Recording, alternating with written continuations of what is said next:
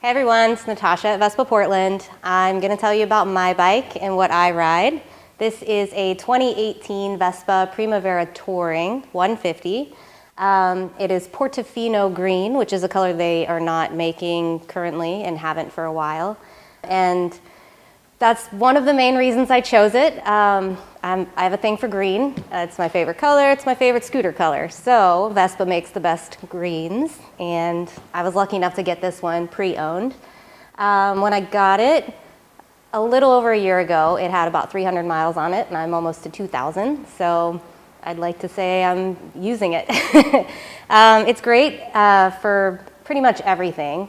It came with a front folding rack. It came with a rear folding rack and the windscreen.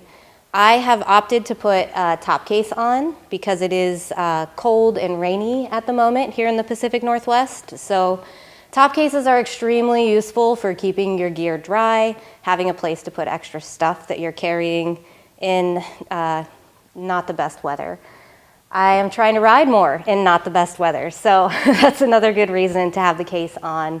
When the weather warms up and dries up, I like to put the folding rack back on because I just like how it looks.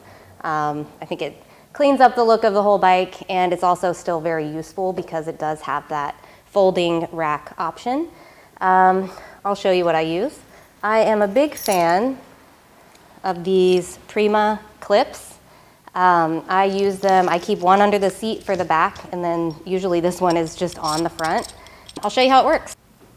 So this just clamps on here, and then you twist this up until it's tight. Sometimes it takes a little while, but essentially it can hold that rack down for you.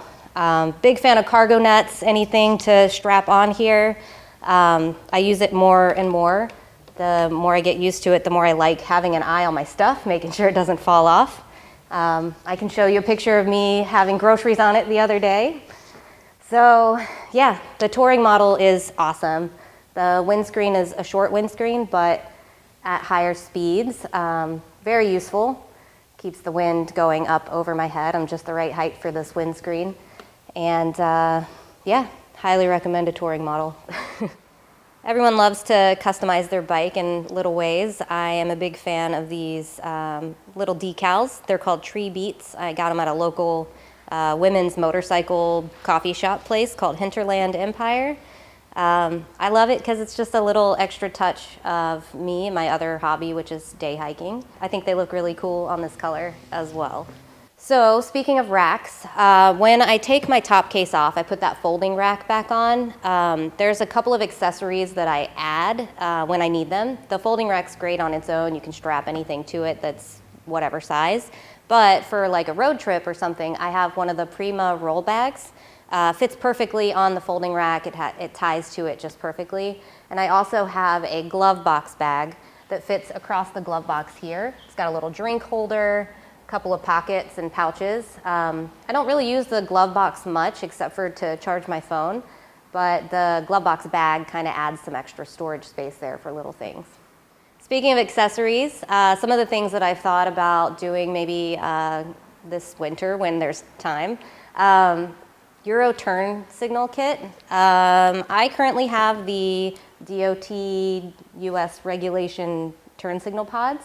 These can be moved back down into the body where they're designed to be originally once it's imported. So that cleans up the look even more, and I really like how it looks. Once you see it done, it's kind of like, oh yeah, these things do kind of just dangle here. So that's a fun thing that I might do. Another thing that I have enjoyed seeing when I'm behind somebody is a brake light modulator. So when I'm doing like group rides or just following someone somewhere, I've been behind brake light modulators that flash instead of just a solid red when they brake. And it really does give drivers a little bit of an extra attention to the fact that you're coming to a stop or that you're slowing. And I just think that's great for safety. Another thing that's a great thing to do in the wintertime, or probably before the wintertime, is heated grips. Sounds really fancy, probably is. I'd love to try it. A lot of people ask me, should I get a 150? Should I get a GTS 300? It's really up to the person. For me, the 150 is the perfect size for me. It does everything I need it to do. I started out on a 50cc, which was awesome. It was a great place to start. But this bike has done so much for me. Here's some of the things I've done this summer. I rode to Astoria with my girlfriends. They were both on 300cc's, but I kept up just fine. I rode out to the Gorge with my friend. We went up to Vista House and had a great time. I've done some of the longer rally rides that I wasn't able to do in years prior. And it's just been amazing this summer, and I'm really happy to have this 150. All right, so what got me started in scooting? I first saw a scooter back home. I'm from Cincinnati, Northern Kentucky area, and I knew I wanted one. The first one I ever saw was a genuine Buddy Italia 50cc, and moved to Portland, got that bike. I rode it around for years. I almost put 10,000 miles on it before I ended up with this one. The bike was great. I went to my first rally on it. Everybody welcomed me, even though I didn't have a Vespa. Got my first patch, and that from a rally, and that was really exciting. And I was like, I want to do more of these rallies. I want to get more patches. I want to be in this community. And since then, I've just kept showing up to things, going to the rallies, joining the activities. There's a lot to do in Portland with scooters. Doesn't matter what you ride. So get out there and do it. All right, everybody, thanks for watching. I'm gonna get this bike outside, ride home. Have a good night.